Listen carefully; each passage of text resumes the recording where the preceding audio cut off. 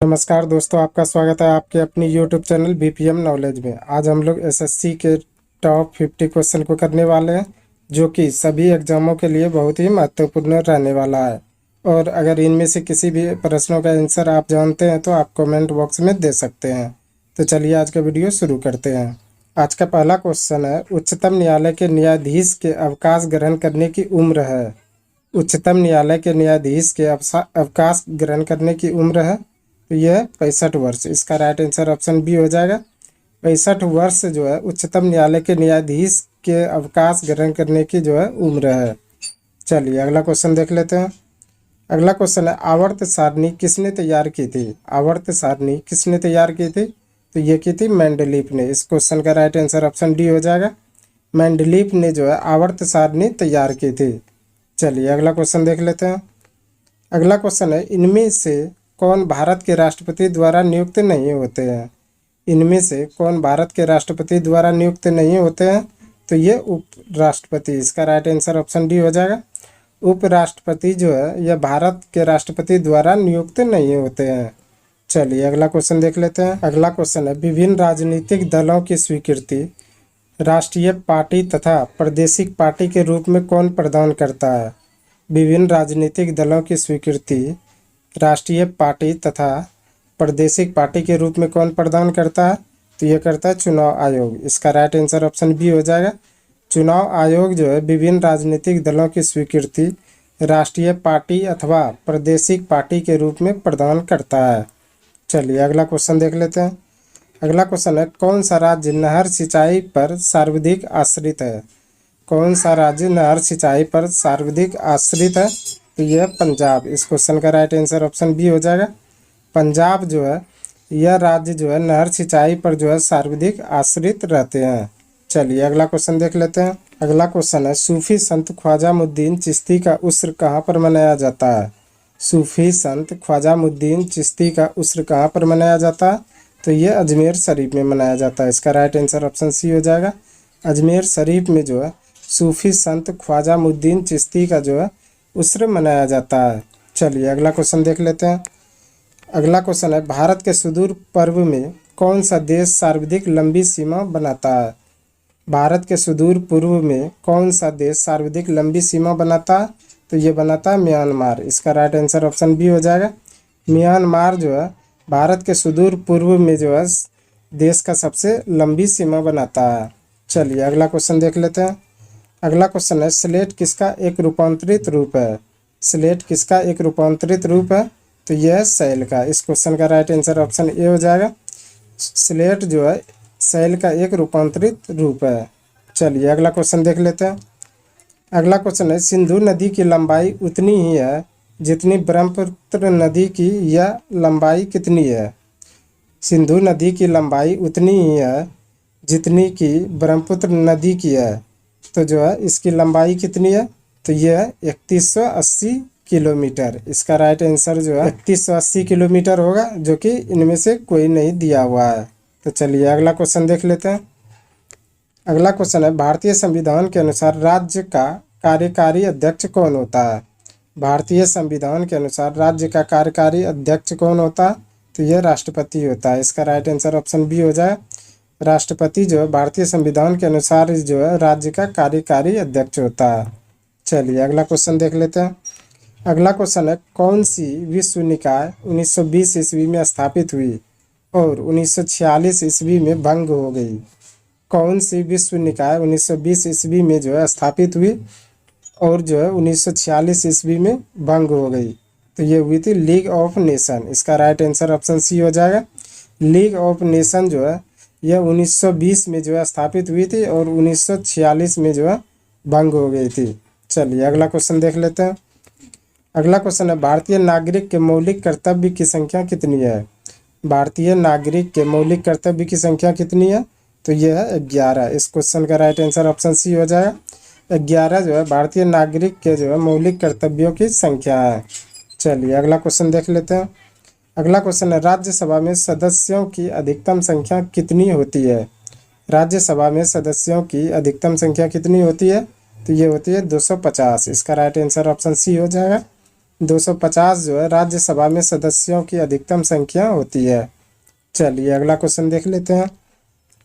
अगला क्वेश्चन है, महात्मा गांधी का जन्म कब हुआ था? महात्मा गांधी का जन्म कब हुआ था? तो ये हुआ था 1869 में। इसका राइट आंसर ऑप्शन बी हो जाएगा। 1869 में जो है महात्मा गांधी का जन्म हुआ था। चलिए अगला क्वेश्चन देख लेते हैं। अगला क्वेश्चन है, सिखों के गुरुओं में गुरु गोविंद सिंह थे। सिखों के गुरुओं में गुरु गोविंद सिंह थे, तो ये थे 10वें। इसका राइट आंसर ऑप्शन डी हो जाएगा। सिखों के गुरुओं में जो है गुरु गोविंद सिंह 10वें गुरु थे। चलिए अगला क्वेश्चन देख लेते हैं। अगला क्वेश्चन है, कनिष्क किस वंश के राजा थे? कनिष्क किस वंश के राजा थे? तो ये थे कुषाण वंश के। इसका राइट आंसर ऑप्शन सी हो जाएगा। कनिष्क जो है कुषाण वंश के राजा थे। चलिए अगला क्वेश्चन देख लेते हैं। अगला क्वेश्चन है, बेरी बेरी रोग किसकी कमी की वजह से होता है? बेरी बेरी रोग किसकी कमी की वजह से होता है? तो ये होता है विटामिन बी की कमी से। इसका राइट आंसर ऑप्शन बी हो जाएगा। विटामिन बी की कमी से जो है बेरी बेरी रोग होता है।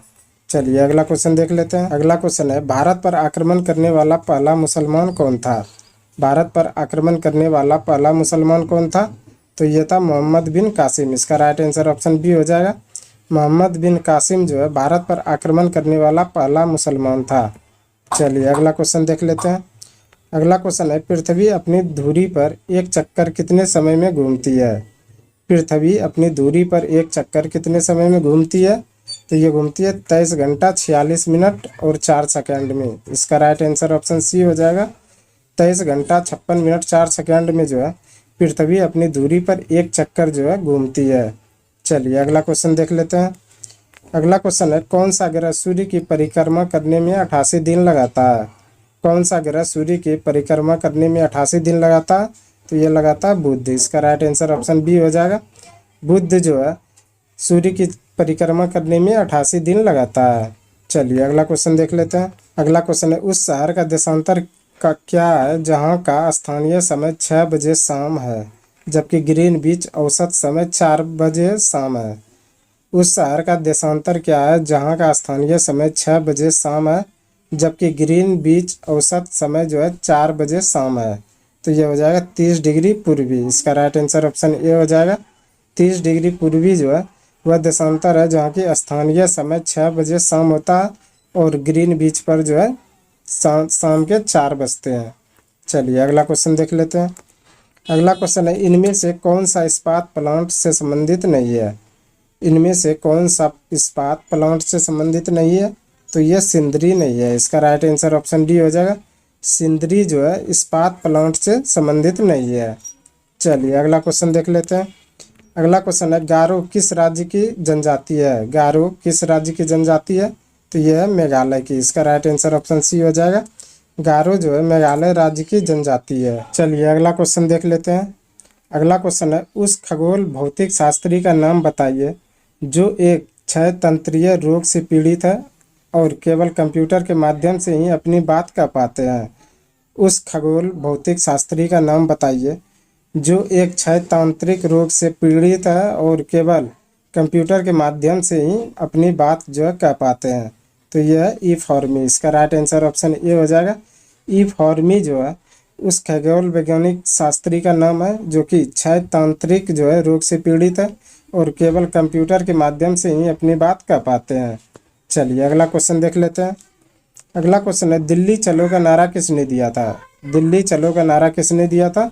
तो ये दिया था सुभाष चंद्र बोस ने। इसका राइट आंसर ऑप्शन ए हो जाएगा। सुभाष चंद्र बोस ने जो है दिल्ली चलो का नारा दिया था। चलिए अगला क्वेश्चन देख लेते हैं। अगला क्वेश्चन है, भारत की बुलबुल यानी कि नाइटिंगेल ऑफ इंडिया किसे कहा जाता है? भारत की बुलबुल नाइटिंगेल ऑफ इंडिया किसे कहा जाता है? तो ये कहा जाता है सरोजनी नायडू को। इसका राइट आंसर ऑप्शन बी हो जाएगा। सरोजनी नायडू को जो है नाइटिंगेल ऑफ इंडिया कहा जाता है। चलिए अगला क्वेश्चन देख लेते हैं। अगला क्वेश्चन है, पेस मेकर किससे संबंधित है? पेस मेकर किससे संबंधित है? तो यह है हृदय से। इसका राइट आंसर ऑप्शन सी हो जाएगा। पेस मेकर जो है हृदय से संबंधित है। चलिए अगला क्वेश्चन देख लेते हैं। अगला क्वेश्चन है, भारत के प्रथम गवर्नर जनरल कौन थे?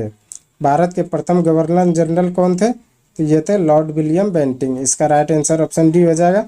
लॉर्ड विलियम बेंटिंग जो है भारत के प्रथम गवर्नर जनरल थे। चलिए अगला क्वेश्चन देख लेते हैं। अगला क्वेश्चन है, भारत के सर्वोदय नेता लोक नायक जयप्रकाश नारायण का जीवन काल है।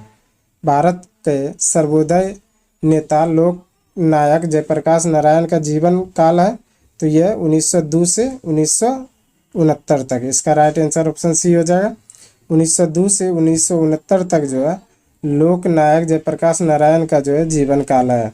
चलिए अगला क्वेश्चन देख लेते हैं। अगला क्वेश्चन है, विख्यात सोमनाथ मंदिर को किसने नष्ट किया था? विख्यात सोमनाथ मंदिर को किसने नष्ट किया था? तो ये किया था सुल्तान महमूद ने। इसका राइट आंसर ऑप्शन सी हो जाएगा। सुल्तान महमूद ने जो है विख्यात सोमनाथ मंदिर को नष्ट किया था। चलिए अगला क्वेश्चन देख लेते हैं। अगला क्वेश्चन है, हर्षवर्धन के साम्राज्य के समय कौन चीनी पर्यटक भारत आया था?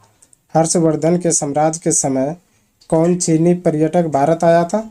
तो यह आया था हुएनसांग। इसका राइट आंसर ऑप्शन बी हो जाएगा। हुएनसांग जो है हर्षवर्धन के शासनकाल में जो है चीनी पर्यटक के रूप में भारत आया था। चलिए अगला क्वेश्चन देख लेते हैं। अगला क्वेश्चन है, भारत में राष्ट्रीय आय लेखा किसके द्वारा प्रकाशित किए जाते हैं? भारत में राष्ट्रीय आय लेखा किसके द्वारा प्रकाशित किए जाते हैं? तो ये प्रकाशित किए जाते हैं केंद्रीय सांख्यिकीय संगठन। इसका राइट आंसर ऑप्शन डी हो जाएगा। केंद्रीय सांख्यिकीय संगठन के द्वारा जो है भारतीय राष्ट्रीय आय का जो है लेखा प्रकाशित की जाती है। चलिए अगला क्वेश्चन देख लेते हैं। अगला क्वेश्चन है, कितने अणु एक मोल के बराबर होते हैं? कितने अणु एक मोल के बराबर होते हैं? तो ये होते हैं 6.023 इंटू 10⁻23। इसका राइट आंसर ए हो जाएगा। 6.023 इंटू 10⁻23 जो है यह एक अणु एक मोल के बराबर होता है। चलिए अगला क्वेश्चन देख लेते हैं। अगला क्वेश्चन है, विद्युत अपघटनी प्रक्रिया से कौन सा तत्व नहीं प्राप्त होता है? विद्युत अपघटनी प्रक्रिया से कौन सा तत्व जो है प्राप्त नहीं होता है? तो ये लोहा नहीं होता है। इसका राइट आंसर ऑप्शन डी हो जाएगा। लोहा जो है विद्युत अपघटनी प्रक्रिया से प्राप्त नहीं होता है। अगला क्वेश्चन है, खाने का सोडा का रासायनिक नाम क्या है? खाने का सोडा का रासायनिक नाम क्या है? तो यह सोडियम बाइकार्बोनेट। इसका राइट आंसर ऑप्शन डी हो जाएगा। सोडियम बाइकार्बोनेट जो है यह खाने का सोडा का रासायनिक नाम है। चलिए अगला क्वेश्चन देख लेते हैं। अगला क्वेश्चन है, वेल्डिंग के लिए किस मिश्रण का उपयोग किया जाता है? वेल्डिंग के लिए किस मिश्रण का उपयोग किया जाता है? तो ये किया जाता है आयरन ऑक्साइड और एल्युमिनियम का। इसका राइट आंसर ऑप्शन ए हो जाएगा। आयरन ऑक्साइड और एल्युमिनियम का उपयोग जो है यह वेल्डिंग के लिए जो है मिश्रण के रूप में प्रयोग किया जाता है। चलिए अगला क्वेश्चन देख लेते हैं। अगला क्वेश्चन है, सोडियम क्लोराइड में उपस्थित कौन सी अशुद्धता नमी सोखती है? सोडियम क्लोराइड में उपस्थित कौन सी अशुद्धता जो है नमी सोखती है? तो ये सोखती है मैग्नीशियम क्लोराइड। इसका राइट आंसर ऑप्शन बी हो जाएगा। मैग्नीशियम क्लोराइड जो है सोडियम क्लोराइड में उपस्थित जो है अशुद्धियों को जो है सोखती है। चलिए अगला क्वेश्चन देख लेते हैं। अगला क्वेश्चन है, फास्फोरस का कौन सा अयस्क नहीं है? फास्फोरस का कौन सा अयस्क नहीं है? तो ये ग्रेनाइट नहीं है। इसका राइट आंसर ऑप्शन डी हो जाएगा। ग्रेनाइट जो है फास्फोरस का जो है अयस्क नहीं है। चलिए अगला क्वेश्चन देख लेते हैं। अगला क्वेश्चन है, परमाणु के नाभिक में होते हैं। परमाणु के नाभिक में होते हैं तो होते हैं प्रोटॉन और न्यूट्रॉन। इसका राइट आंसर ऑप्शन बी हो जाएगा। प्रोटॉन और न्यूट्रॉन जो है परमाणु के जो है नाभिक में होते हैं। चलिए अगला क्वेश्चन देख लेते हैं। अगला क्वेश्चन है, आँख के किस भाग पर वस्तु का प्रतिबिंब बनाती है? आँख के किस भाग पर जो है वस्तु का प्रतिबिंब बनती है? तो ये रेटिना पर। इसका राइट आंसर ऑप्शन सी हो जाएगा। रेटिना पर जो है वस्तु का जो है प्रतिबिंब बनती है। चलिए अगला क्वेश्चन देख लेते हैं। अगला क्वेश्चन है, वर्णधनता का दूसरा नाम क्या है? वर्णधनता का दूसरा नाम क्या है? तो यह डाल्टन प्रभाव। इसका राइट आंसर ऑप्शन डी हो जाएगा। डाल्टन प्रभाव जो है यह वर्णधनता का जो है दूसरा नाम है। चलिए अगला क्वेश्चन देख लेते हैं। अगला क्वेश्चन है, कौन सा उपकरण विद्युत ऊर्जा को यांत्रिक ऊर्जा में बदलती है? कौन सा उपकरण विद्युत ऊर्जा को यांत्रिक ऊर्जा में बदलती है? तो यह विद्युत मोटर। इसका राइट आंसर ऑप्शन ए हो जाएगा। विद्युत मोटर जो है विद्युत ऊर्जा को यांत्रिक ऊर्जा में बदलती है। चलिए अगला क्वेश्चन देख लेते हैं। अगला क्वेश्चन है, सूर्य से आती हुई पराबैंगनी किरणों से कौन हमें बचाती है? सूर्य से आती हुई पराबैंगनी किरणों से हमें कौन बचाती है? तो ये बचाती है O3। इसका राइट आंसर ऑप्शन बी हो जाएगा। O3 जो है ये सूर्य से आती हुई पराबैंगनी किरणों को जो है हमें बचाती है। चलिए अगला क्वेश्चन देख लेते हैं। अगला क्वेश्चन है, बांध के जल में कौन सी ऊर्जा संग्रहित होती है? बांध के जल में कौन सी ऊर्जा संग्रहित होती है? तो ये होती है स्थितिज ऊर्जा। इसका राइट आंसर ऑप्शन ए हो जाएगा। स्थितिज ऊर्जा जो है बांध के जल में जो है संग्रहित होती है। चलिए अगला क्वेश्चन देख लेते हैं। अगला क्वेश्चन है, कौन सी भौतिक मात्रा जड़त्व का मापन करती है? कौन सी भौतिक मात्रा जड़त्व का मापन करती है? तो ये द्रव्यमान करती है। इसका राइट आंसर ऑप्शन बी हो जाएगा। द्रव्यमान जो है यह भौतिक मात्रा को जो है जड़त्व का मापन करती है। चलिए अगला क्वेश्चन देख लेते हैं। अगला क्वेश्चन है, विश्व का सबसे बड़ा दूरदर्शी कहाँ पर स्थित है? विश्व का सबसे बड़ा दूरदर्शी कहाँ पर स्थित है? तो यह कैलिफोर्निया में। इसका राइट आंसर ऑप्शन ये हो जाएगा। कैलिफोर्निया में जो है विश्व का सबसे बड़ा दूरदर्शी स्थित है। चलिए अगला क्वेश्चन देख लेते हैं। अगला क्वेश्चन है, वायुजीवी श्वसन के दौरान किसका पूर्ण ऑक्सीकरण होता है? वायुजीवी श्वसन के दौरान किसका पूर्ण ऑक्सीकरण होता है? तो ये होता है ग्लूकोज का। इसका राइट आंसर ऑप्शन डी हो जाएगा। ग्लूकोज का जो है वायुजीवी श्वसन के दौरान जो है पूर्ण ऑक्सीकरण जो है होता है। चलिए अगला क्वेश्चन देख लेते हैं। अगला क्वेश्चन है, रक्त का कौन सा घटक शरीर के अंगों को ऑक्सीजन पहुंचाता है? रक्त का कौन सा घटक शरीर के अंगों को ऑक्सीजन पहुंचाती है? तो ये आरबीसी। इसका राइट आंसर ऑप्शन डी हो जाएगा। आरबीसी जो है यह जो है रक्त घटक को जो है शरीर के जो है अंगों तक ऑक्सीजन पहुंचाती है। चलिए अगला क्वेश्चन देख लेते हैं। आज का अंतिम क्वेश्चन है, रासायनिक तत्वों के दूसरे तत्वों से योग करने की क्षमता का किससे पता लगाया जाता है? रासायनिक तत्वों के दूसरे तत्वों से योग करने की क्षमता का किससे पता लगाया जाता है? तो ये संयोजकता से। इसका राइट आंसर ऑप्शन डी हो जाएगा। संयोजकता से जो है रासायनिक तत्वों के जो है दूसरे तत्वों के योग करने की क्षमता को जो है पता लगाया जाता है। आज के लिए बस इतना ही। हमें उम्मीद है कि ये वीडियो आपको पसंद आया होगा। अगर पसंद आया तो प्लीज़ लाइक, कमेंट, शेयर और चैनल को सब्सक्राइब जरूर करें। धन्यवाद।